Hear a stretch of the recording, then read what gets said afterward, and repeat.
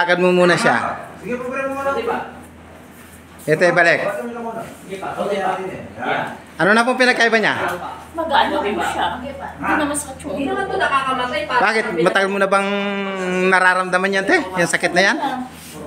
Tagal na po. Bumalik-balik sa ospital. Ano naman sinasabi sa medisina? Nung huling balik sinatimpan, walang bumaki. Ngayon, te, spiritual pa lang po yung Para pag sinabi. nagagamot sa inyo. Ano na pagkaramdam mo sa ngayon? Gumaan. Parang lumubuan. Masaya ka na niyan, te. Ba't ka umiiyak kanina? Yan. Ate?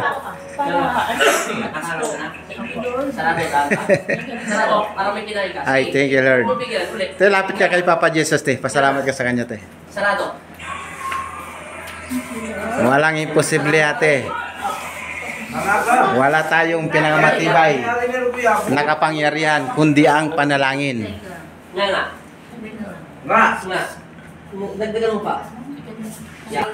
Ito po ang kanyang boyfriend. Masaya ka na, kuya? Yun, buka mo pa. Para kang natanggalan ng tinik na, kuya, na. Nabigyan na ng kasagutan ang sakit ng iyong girlfriend. Kasi lagi po siya umiyak pagka... O syempre, may stress ka, kuya, pagka ganun. Okay na, masaya ka na niyan, kuya. Ganun na. Taga saan po kasi kayo? Mandaluyong. Andali. Salamat po, kuya, sa inyong pagtitiwala. Bye-bye. Hindi ka naman namin Bye-bye. timalalagay sa pagbalik mo na lang. Kaya bye-bye. Hindi ka bumalik ng Sabado. Taga-sakay kaya? Bye-bye ka muna, te. Bye-bye. Salamat. Salamat po. Thank you po, Lord. Okay.